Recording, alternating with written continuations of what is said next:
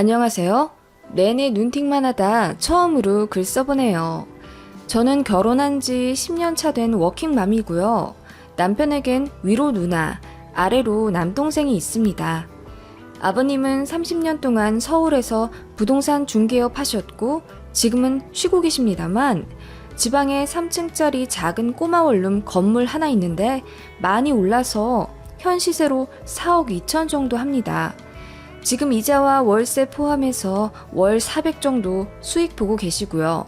남편의 누나, 그러니까 형님은 결혼 안 하고 자기 사업하시며 당당하고 멋지게 사시는 골드미스예요. 돈도 많이 버셨고 또 그만큼 많이 모아두셨습니다. 저희 아이한테도 가끔 100만 원씩 턱턱 용돈 주실 정도로요. 저희도 약사부부라 월 1000에서 1500 정도는 벌어 형편이 괜찮은 편이지만 형님께서는 그냥 조카 아끼는 마음에 챙겨주시는 거라며 늘 그렇게 저희에게 잘 베풀어 주세요.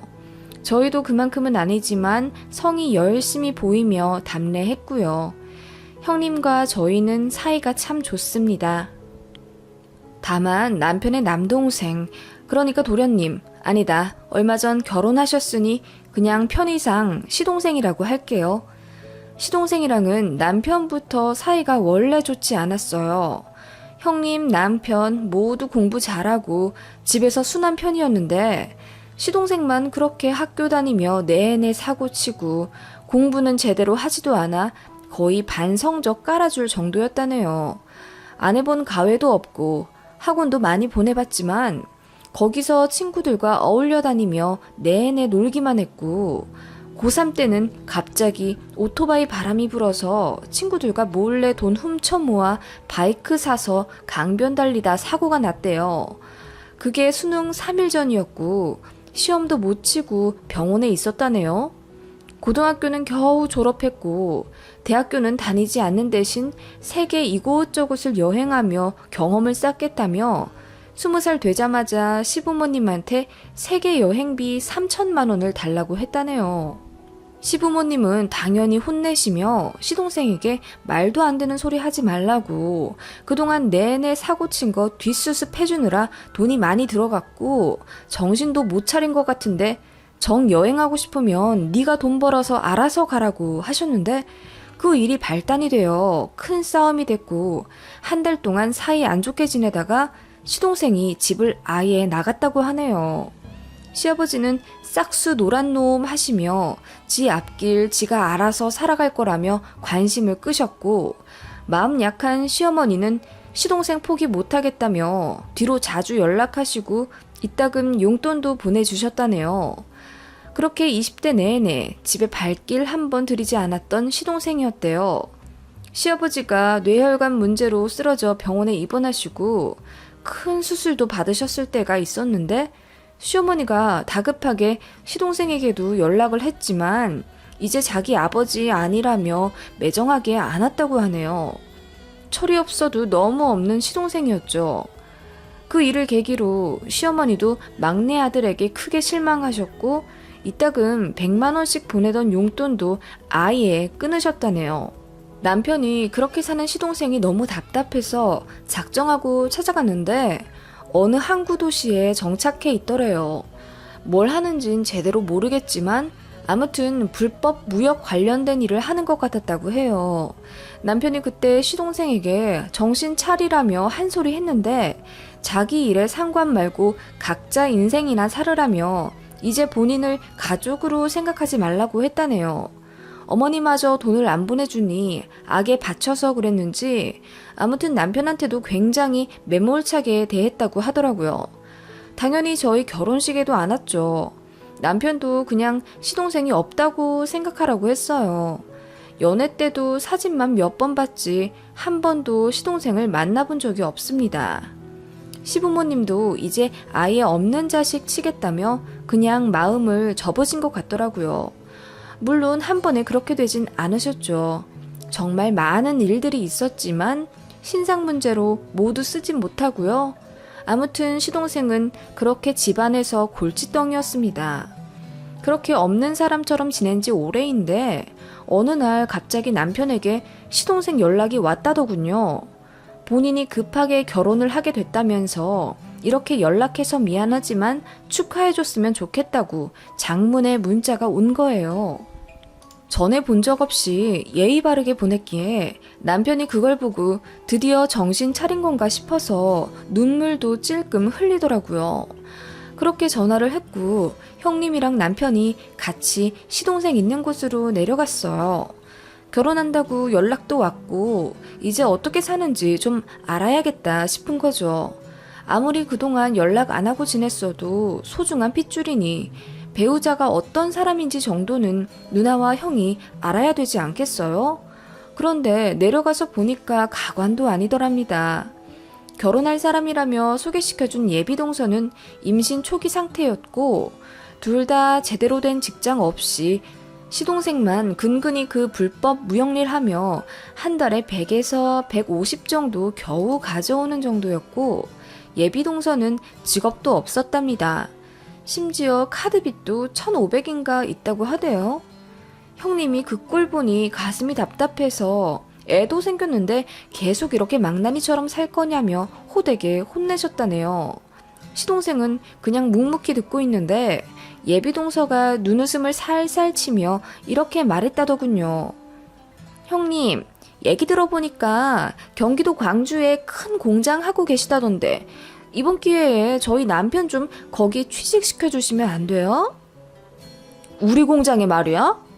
네, 한 달에 한 300 정도만 주시면 딱 좋을 텐데 과장으로 시작해서요. 저도 다 알아봤거든요. 당돌하게 말하는 그 여자를 보며 형님과 남편이 기가 찼다고 해요. 그래서 형님께서 우리 공장은 가족 회사도 아니고 경력도 없는 사람을 턱턱 과장으로 들일 만큼 그렇게 독단적으로 경영할 생각도 없다. 그렇게 좋게 거절하셨다네요.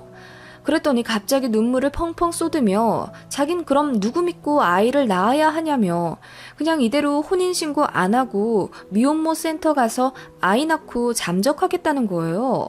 울고불고 난리였다고 하네요.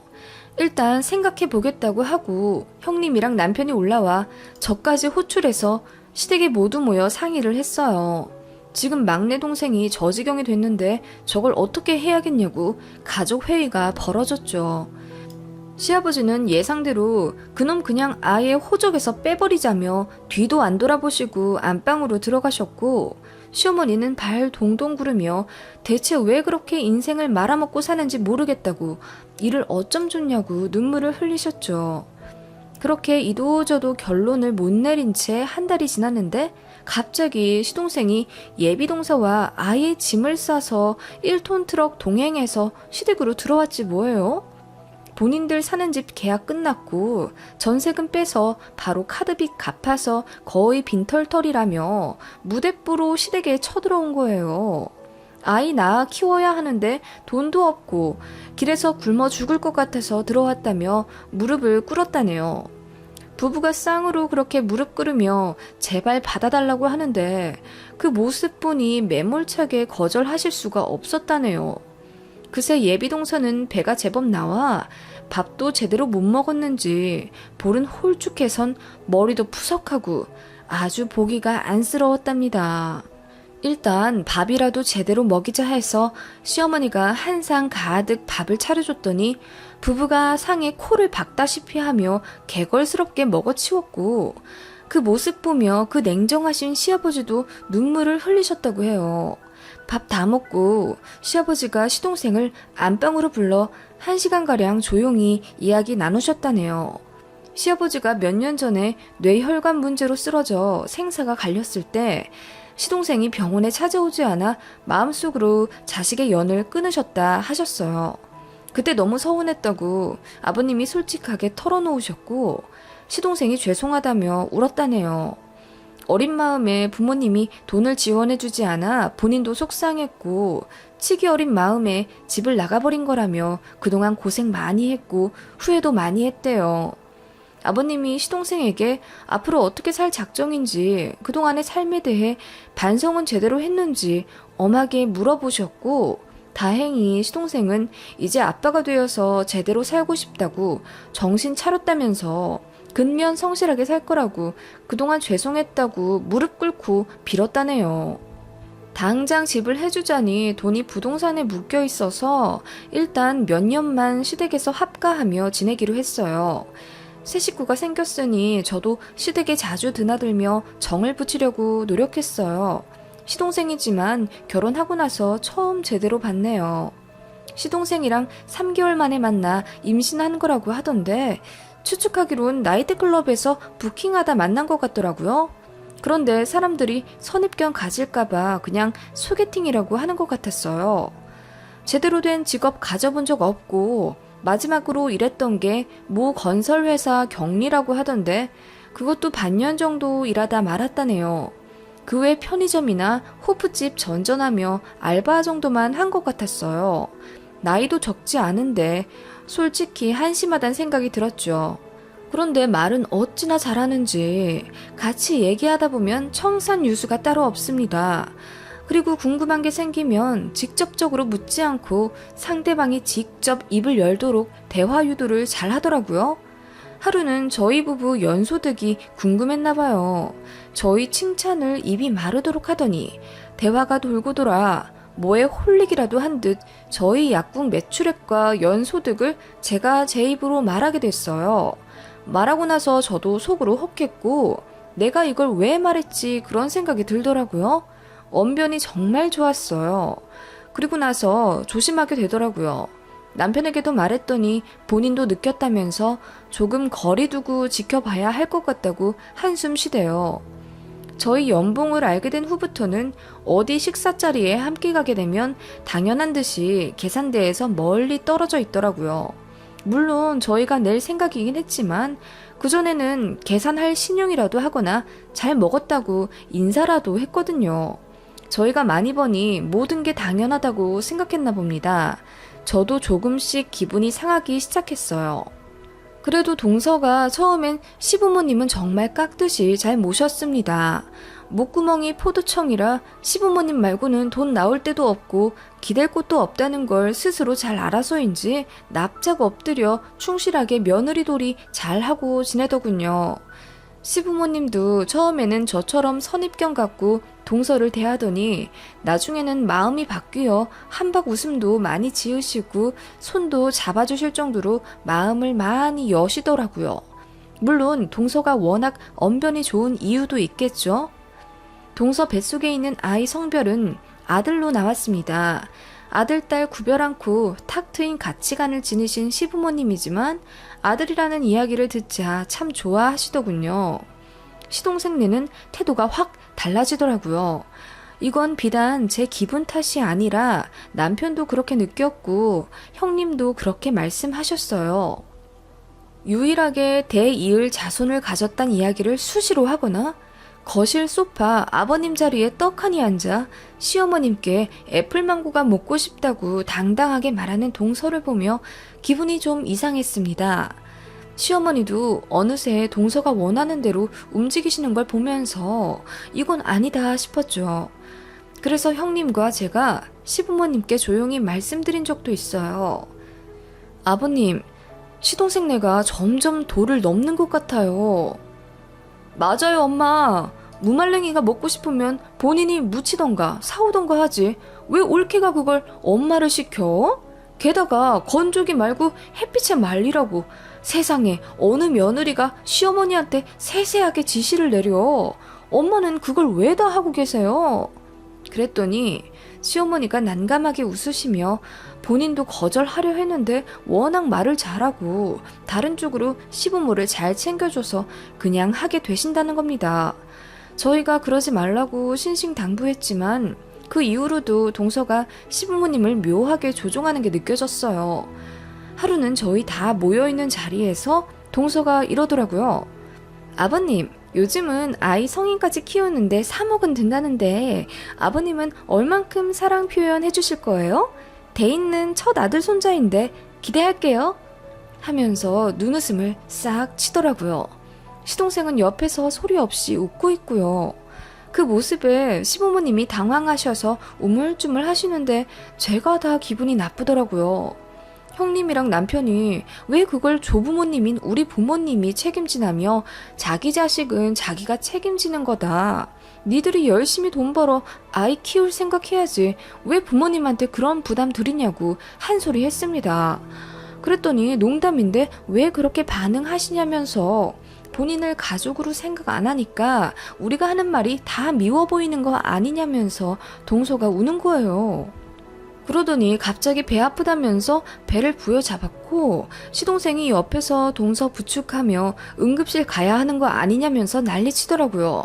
어찌저찌 상황이 정리되고 나니 진땀이 나대요. 시부모님도 점점 얼굴에 그늘이 지는 듯 하셨습니다. 시동생 부부의 낯두꺼운 짓은 점점 많아졌어요. 처음엔 합가한다고 하더니 나중엔 불편할 것 같다며 집을 따로 해달라고 요구하기 시작했습니다. 시부모님이 당장 융통할 돈 없고 그거 다 알고 들어온 거 아니냐고 했더니 시동생이 이랬답니다. 엄마가 우리 와이프한테 시집살이 시킨다면서? 엄마가 밥 줄 때도 항상 눈치 준다면서 밥도 제대로 못 먹고 밤에 나한테 편의점 도시락 사달라고 부탁하더라. 그 반대면 반대지 무슨 어머님이 동서한테 눈치를 줬답니까? 오히려 진수성찬 차려준 건 우리 시어머님인데 말이죠. 어머님이 서운하다면서 눈물 흘리셨고 그 바람에 집이 또 난리가 났었습니다. 어렵게 모였고 뒤늦게 가족으로 합쳐진 건데 서로 더 노력해도 모자랄 판에 이게 무슨 짓이냐고 시아버지가 한 소리 하시자 시동생 부부가 그제서야 죄송하다며 계속 차별당하는 것 같아 외로워서 가슴이 아팠다고 눈물을 흘리더랍니다. 그런 식의 크고 작은 소동이 몇 번 있었고 차별당한다고 생각하는 시동생 부부를 달래느라 시부모님과 저희가 오히려 을의 입장이 되어버린 듯 했습니다. 그러던 어느 날 시동생의 취직 문제로 형님과 언쟁이 있었습니다. 형님의 공장에 취직시켜달라는 시동생에게 형님이 좋게 거절했는데 그러면 제대로 자리 잡기 전까지 월 200이라도 매달 지원해달라고 했답니다. 아이는 곧 태어났는데 분유값도 못 벌고 아빠 노릇 못한다면서 그렇게 생떼를 부렸다고 형님이 듣다 못해 크게 소리를 지르며 네 일은 네가 좀 알아서 하라고 혼내셨답니다.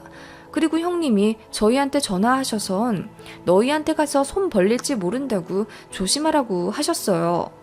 역시나 형님 말씀대로 이번엔 저희 부부한테 연락해선 똑같은 말로 월 200씩 달라고 하더군요. 남편이 엄청 화내면서 대체 왜 이러냐고 이러려고 돌아왔냐고 화내니까 시동생이 의미심장한 말을 하더라고요. 형, 이렇게 나오면 형한테도 불리하지. 어차피 우리한테 돈 다 올 텐데 내가 나눠주고 싶겠어? 제가 그게 무슨 소리냐고 묻자 그냥 아무 말 안 하고 자리 피하더군요. 그리고 며칠 뒤 시부모님께서 저희한테 연락하셔선 당장 본가로 건너오라 하시더군요. 약국 마감할 시간이었는데 너무 급하게 말씀하시기에 시터에게 아이 몇 시간 더 봐달라고 부탁하고 시댁으로 갔습니다. 갔더니 시부모님 얼굴이 울그락불그락 하셔선 화난 채로 서 계시더라고요. 시동생 부부는 차분한 표정으로 앉아있고요. 자식된 도리로 니들이 우리에게 어찌 이럴 수 있니? 뭐? 어차피 넘길 유산 미리 달라고? 저희가 깜짝 놀라 그게 무슨 말씀이냐고 묻자 시부모님이 이러시더군요. 시동생이 이랬답니다. 형님이랑 남편 그리고 시동생 셋이서 유산 문제를 꾸준히 이야기해왔다면서 언제 돌아가실지도 모르는데 미리 받아서 재산 불려가는 게 좋지 않겠냐고 했답니다. 듣도 보다 못한 이야기고 저희는 유산의 유자도 꺼내본 적이 없었기에 소스라치게 놀랄 수밖에 없었어요. 분노하시는 시부모님을 일단 달래는 게 먼저였기에 그런 말 한 적 없다고 말씀드렸고 다 해명했어요. 그리고 저는 시동생과 동서에게 화를 냈죠. 말한 적도 없는데 왜 거짓말해서 이간질하냐고 진짜 못됐다고 뭐라고 했더니 동서가 배 내밀며 이러더라고요. 틀린 말도 아니잖아요. 솔직히 유산 생각 안 하셨어요? 이봐 동서, 부모님 정정하게 계시는데 무슨 유산을 탐내? 정말 황당하다. 그리고 유산 없이도 형님이나 나나 이미 노후까지 다 준비됐고 우리는 부모님 돌봐드릴 계획 말곤 다른 생각 아예 없어. 그랬더니 내숭 떨지 말라며 비웃더라고요. 그 바람에 기분이 상할 대로 상한 저는 삿대질하며 따지기 시작했고, 그렇게 저희는 시부모님 앞에서 언성 높이며 싸우게 되었죠. 시부모님이 머리 아프다며 그만하라고 하셨고 겨우 진정되었어요. 시동생이 이러더군요. 누나랑 형은 자리도 잘 잡았고 다른 사람들보다 월등히 버는데 본인 혼자 낙동강 오리알 됐다며 이건 말도 안 되게 불공평하다고 하더군요. 유일하게 아들 손자도 가졌고 대이을 자식은 본인뿐인데 형제들은 모두 거들떠도 안 보고 애 분유값도 없어서 새 식구 쫄쫄 굶게 생겼다며 이럴 거면 이 집에 안 들어왔다는 겁니다. 시동생의 무례한 말에 시부모님이 뒷목을 잡으셨어요. 저희가 그만하라고 했지만 시동생의 터진 입은 막을 수가 없었습니다. 계속 억울하다고 하더니 혼자 결론 내리더군요. 시부모님 지방에 있는 건물을 우선 먼저 증여해달라더군요. 본인이 형제들 중에서 제일 형편이 어렵고 아들 손자도 가졌으니 유산을 전부 다 받는 게 맞다네요. 그리고 지금 취직하기도 힘든데 그거 관리하면서 월세 받고 살겠다네요. 월 400씩요. 그리고 시부모님한테는 본인이 월 150 정도 용돈 떼서 드리겠답니다. 참나. 그리고 그 건물 꼭대기 층 전체를 리모델링해서 지금 사는 세입자들 내쫓고 본인들이 들어가서 아이 낳고 살며 건물 관리하겠다고 둘이서 어찌나 세세하게 계획을 해뒀는지 음흉함이 말도 못하더군요. 시부모님이 말도 안 되는 소리 하지 말라고 했더니 동서가 나서더라고요. 그렇게 안 해주면 당장 나가겠다며 뱃속의 아이도 평생 못 보실 거라고 으름장을 놓더라고요. 진짜 황당했습니다. 시부모님 안색이 너무 파리해서 일단 자리를 정리하는 게 우선이었습니다. 쓰러지실까봐 겁나더라고요. 형님이 너희 의견은 알겠다면서 차차 상의해보자고 하고 일단 그만하자고 하셨어요. 시부모님은 머리 싸매고 안방에 들어 누우셨고요. 저희는 시동생에게 더 이상 유산 얘기하지 말고 조만간 다시 얘기하자고 집에서 나왔는데 형님이 엉엉 우시면서 애물단지 하나 때문에 집안 다 망가졌다면서 원통하다고 울부짖으셨습니다. 그 이후로도 시동생 부부가 시부모님을 계속 잡으며 유산 달라고 졸랐고 걸핏하면 뱃속의 아들 손주 볼모로 잡고 반 협박했어요. 말 그대로 몇 달 동안 집안에 바람 잘 날이 없었죠. 시어머니는 스트레스 때문에 온몸에 반점도 생기셨고 소화도 잘 안 돼서 어느 날은 응급실에 실려가실 정도였습니다. 시아버지는 원래 혈압이 높으신데 시동생 부부 때문에 너무 스트레스 받으셔서 혈압 관리도 전혀 안 되셨고 약도 더 높은 단계로 바꾸셨습니다. 어느새 시동생 부부는 인간처럼 보이지도 않더군요. 그러던 어느 주말 시부모님이 저희 모두 불러 이야기하겠다고 호출하셨습니다.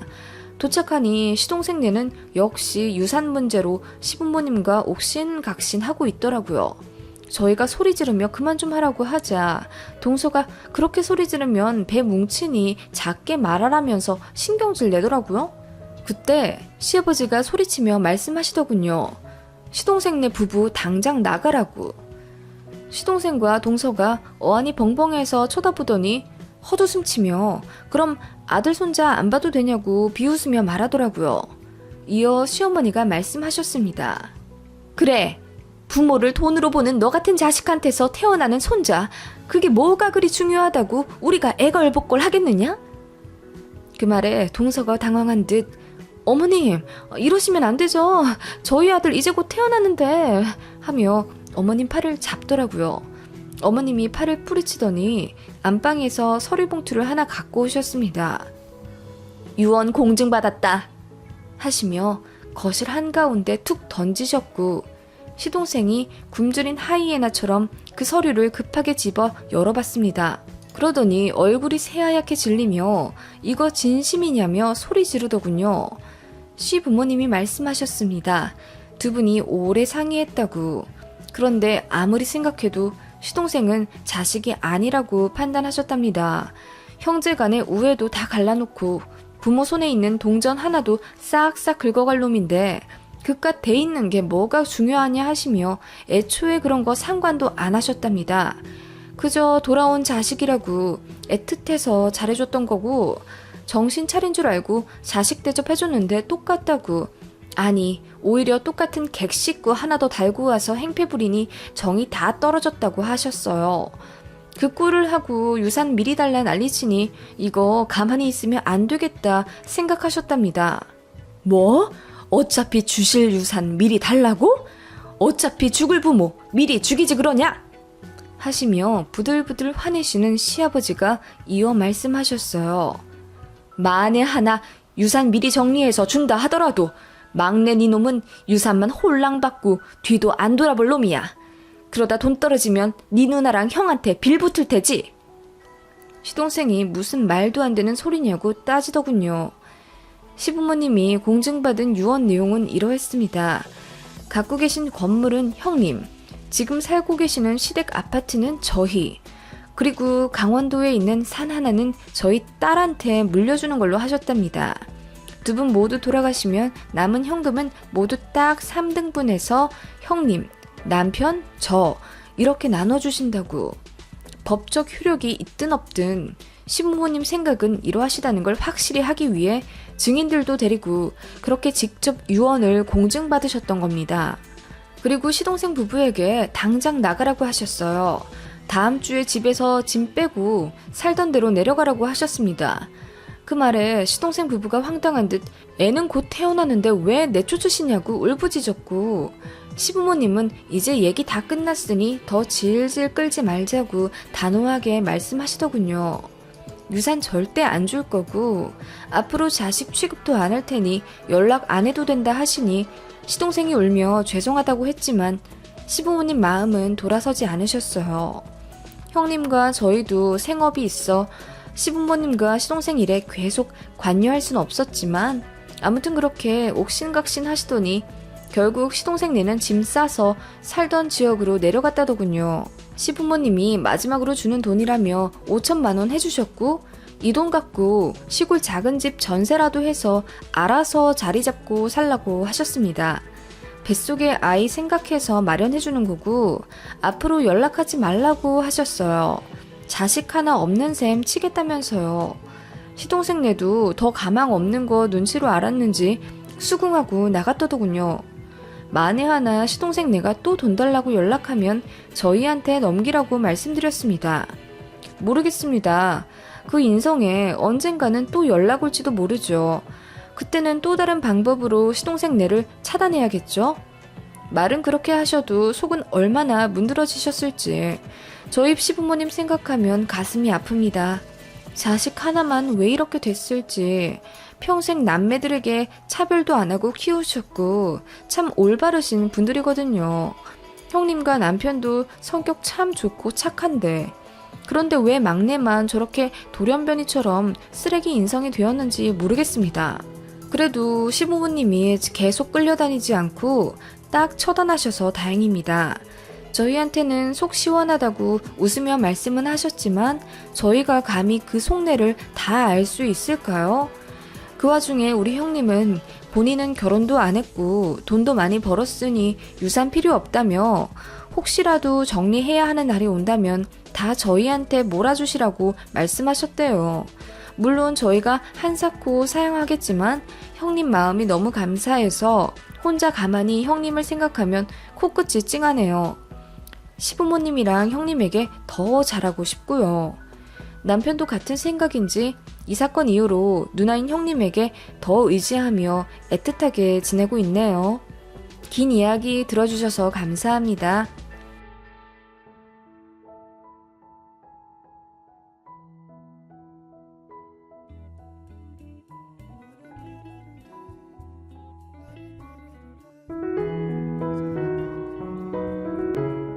안녕하세요. 결혼한 지 3년 되어 아직 아이 없이 알콩달콩 살고 있는 신혼부부입니다. 얼마 전 시누이의 허세에서 비롯된 심한 실수 때문에 본의 아니게 완전 매장시키게 되었는데요. 제가 심했는지 좀 봐주세요. 저와 남편은 동갑내기 부부이고 남편에게는 누나가 있습니다. 손윗 시누이죠. 저보다 2살 많아요. 남편이랑 시누이가 나이 차도 별로 안 나고 워낙 외모도 많이 닮아서 모르는 사람이 보면 거의 쌍둥이예요. 하지만 성격은 정반대죠. 남편은 조용조용하고 굉장히 섬세합니다. 예술 전공이기도 하지만 원래 어렸을 때부터 차분하고 어떻게 보면 좀 여성스럽기도 해요. 남의 말도 잘 들어주고 공감 능력이 정말 좋아서 그 부분에 반해서 결혼을 결심한 것도 있고요.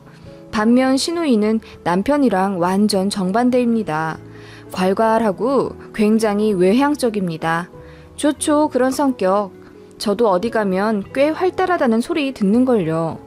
그치만 시누이는 저와 비교도 안 되게 목소리가 크고 그냥 모든 소리가 큼, 트림 소리, 방구 소리, 한숨 소리 등 액션도 참 컸죠. 허세도 적지 않게 있어서 명품도 참 좋아해요. 시부모님 모두 남편처럼 조용조용 하신데 유난히 시누이만 그 집에서 남달랐어요. 첫인상은 참 시원시원해서 좋았어요. 친해지기도 좋았죠. 모든 이야기가 술술 막힘없이 통했거든요. 다만 자기 주장이 너무 강했고 다른 사람 말은 귓등으로도 안 듣는 외골수 기질이 있었습니다. 결혼 준비하면서 시누이와도 어느 정도 소통을 했었는데 처음엔 간섭이 아니라 그냥 도와주겠다고 저희 일에 끼어들더니 점점 도가 지나치게 선을 넘더군요. 저희 부부 직장이며 생활권 다 생각해서 자리 잡을 신혼집 동네를 정했는데 거긴 절대 안 된다며 결사 반대를 하더라고요. 시부모님이랑 저희 친정 부모님도 좋다 하시는데요. 그 동네는 발전 가능성이 적고 집값도 별로 안 오를 거라며 무조건 자기 말을 들어야 저희 부부가 잘 된다고 아침부터 저녁까지 전화해서 달달 볶고 문자며 카톡으로는 그 동네 아파트 안 좋은 뉴스나 커뮤니티 글을 복사해서 저한테 보내거나 하더라고요. 뭐 정확한 것도 아니었어요. 저랑 남편이 알아보니 시누이가 알아온 건 전부 허위 사실이었고 참다 못한 신랑이 그만 좀 하라며 화를 내자 시누이가 본인 무시한다며 울고불고 난리쳤었네요. 저희 친정에서 여유가 좀 되어서 전세 말고 자가로 하라며 집값의 70%를 보태주셨고 이왕 첫 보금자리인데 차선책 생각하지 말고 제일 마음에 드는 곳으로 고르라 하셨습니다. 결국 집은 저희가 결정한 대로 그렇게 소신껏 샀습니다. 아니, 친정 도움받아 산 거죠. 저희 친정에서 돈 보태주셔서 그 아파트 매매했다고 시누이에게 말하니까 아무 말 못하더라고요. 그냥 입 꾹 다물고 빈정 상한 채로 지내길래 너무 불편했어요. 시어머니가 그러시더라고요. 제가 지 남친이랑 결혼도 여태 못하고 니들이 먼저 좋은데 자리 잡으니 마음이 안 좋아서 그러나 보다. 내가 잘 가르칠 테니까 신경 쓰지 말거라. 미안하다. 이러시길래 저도 싱숭생숭 하더라고요. 저는 그때 결혼 앞두고 있었고 너무 물정을 몰라서 시누이 비위를 맞춰줘야 한다고 생각했었던 것 같아요. 그래서 말실수한 게 있다면 죄송하다고 사과했었고 좀 저자세로 나갔었네요. 그게 시누이 막장 진상의 발단이 될 줄은 몰랐어요. 그날 이후부터 시누이가 신혼 살림이며 저희 부부 2세 계획까지 간섭하더라고요. 제가 조금이라도 기분 나빠하거나 좀 귀찮아하면 눈치는 또 엄청 빨라서 싫으면 그냥 싫다고 하지. 옳게 누가 보면 내가 시누이 짓 하는 줄 알겠어. 서로 오해 없게 그냥 대놓고 거절해. 난 그게 편해. 이러더라고요. 잔뜩 똥 씹은 얼굴로요. 처음엔 몇 번 맞춰주었지만 남편도 자기 누나한테 억지로 맞춰줄 필요 없다고 자기 누나지만 어쩔 땐 정말 답 없다며 받아주기 시작하면 한도 끝도 없을 거라며 시누이 때문에 신경 쓰게 해서 미안하다고 사과하더라고요. 뭐 저도 그렇게 생각했었기에 결혼하고 나서부터는 그런 시누이한테 좀 선을 그었던 것 같아요. 그랬더니 시누이도 좀 잠잠하더라고요. 연락도 거의 안 하고요. 시댁에서 가끔 마주치면 쌩 하면서 찬바람 폴폴 풍기니 이거 여간 불편한 게 아니더군요. 시부모님도 분위기 캐치하시곤 시누이 혼내시며 손이 시누이가 돼서 여러 사람 불편하게 그러지 말라고 말씀하셨다더라고요. 솔직히 분위기가 그렇게 되니 저도 가만히 있기는 눈치 보이더라고요. 저도 먼저 손을 내밀었죠. 날씨 좋은데 커피 한잔 하라며 시노이 직장 근처에 있는 프랜차이즈 커피숍 기프티콘을 보낸다거나 안부 전화를 먼저 걸어서 요새 직장 어떠시냐 물으며 간단하게 대화 이끌어냈어요. 시누이랑 제가 다니는 회사가 동종업계라 업무도 잘 알고 고충빤하거든요. 아무튼 뭐 그렇게 해서 시누이도 어느 정도 마음이 누그러졌는지 표면적으로는 분위기 좋아졌습니다. 그냥 저냥 이대로 서로 적당히 거리 두며 지내면 딱 좋겠다고 생각했어요. 선만 안 넘으면 참 좋을 사이인 듯 했습니다. 시누이는 오래 사귄 남친이 있었습니다. 남친이 연하고 아직 소득이 안정적이지 않아 결혼을 쉽게 할 수 없었고 자리 잡는다 뭐 한다 하다 보니 저희가 먼저 결혼하게 되었어요. 그러다가 시누이 예비신랑이 하던 일이 조금 잘 되어서 결혼을 갑자기 진행하게 되었습니다. 시누이네가 집을 구한다고 이곳저곳 발품 팔며 알아보는데 그렇게 사면 안 된다고 결사반대하던 저희 동네가 이젠 좋아졌다며 이쪽으로 오겠다더라고요. 저희 동네는 저희 지역에서 나름 부촌에 속해 있고 저희 아파트는 그 중에서도 집값이 높은 편입니다. 참고로 결혼 전에 시누이가 저희 아파트 가격 안 오른다고 호언장담하더니 저희가 매매하자마자 무섭도록 가격이 폭등하더군요. 신축은 아니지만 위치가 황금이고 평수가 워낙 넓고 구조가 처음부터 잘 빠져서 인기가 엄청 많아요. 저희 아파트 이름 말하면 아, 거기 산다고? 잘 사나 봐? 이런 말도 종종 들을 정도입니다. 아무튼 시누이가 저희 아파트에 관심을 갖더니 단지가 너무 마음에 든다며 작은 평수라도 들어오고 싶어 하더라고요. 그런데 시누이네는 저희보다 갖고 있는 자금도 별로 없고 대출도 마음껏 끌어올 수 없는 상황이라 택도 없었습니다. 굉장히 안타까워 하더라고요. 발도 동동 구르면서요. 시댁이랑도 많이 상의했는데 결국 자금 문제로 저희 동네 구석에 있는 다른 단지 24평짜리 전세로 계약하더라고요. 시누이가 그 과정에서 엄청 스트레스 받아 했어요. 3년만 더 빨리 결혼했으면 저희 단지 살 수 있었다면서 그동안 집값이 이렇게 많이 오를 줄 몰랐다고 저희더러 앉아서 돈 벌었다고 엄청 배 아파 하더라고요. 뭐 아무튼 시누이가 그렇게 결혼을 했어요. 그런 시누이가 신혼여행 다녀오고 나서 일주일 뒤쯤 연락하더라고요. 올케, 다름이 아니라 이제 곧 우리 집들이를 해야 하는데 말이야. 아, 네 형님. 친구분들 많으시잖아요. 집들이 하셔야겠네요. 그래서 말인데 집을 좀 빌려줄 수 있을까? 집이요? 저희 집 말씀이세요? 사실 친구들이 내가 이 아파트 사는지 몰라. 올케네 아파트 사는 줄 알고 있거든. 아니, 무슨 말씀이세요? 시누이의 황당한 이야기 들어보니 가관이었습니다. 시누이가 허황된 마음으로 본인 친구들에게 거짓말을 했답니다. 시누이네가 사는 집은 너무 초라하고 평수도 작아 쪽팔린다며 저희 단지를 매매했다고 뻥쳤다네요. 너무 어이가 없더라고요. 무슨 그런 걸로 거짓말을 하는지. 그랬더니 다들 집들이 초대해달라고 난리인데 더 막을 수가 없어서 저희 집에서 집들이를 좀 했으면 좋겠다고 빌더라고요. 응? 제발 한 번만, 응? 정말 한 번만 부탁할게, 올케. 아니, 어떻게 집을 빌려드려요? 그리고 걸리면 어쩌시려고요? 그건 내가 알아서 할 거고 집만 좀 몇 시간만 빌려줘. 부탁할게. 내가 정말 조심히 집 쓰고 정리 싹 해서 나갈게. 호텔도 좋은 데 잡아줄게. 응? 한 번만. 들어본 적 없이 저 자세로 나오며 너무 애절하게 부탁하길래 바로 거절하기가 너무 어렵더라고요. 남편이랑 상의한다고 말하고 전화는 끊었는데 진짜 난감하더라고요. 남편한테 전화해서 당신 누나가 집을 빌려달라고 부탁하더라. 어떻게 해야겠냐 하니 절대 있을 수 없는 일이라며 본인이 거절할 테니 저보고 신경 쓰지 말라고 하더군요.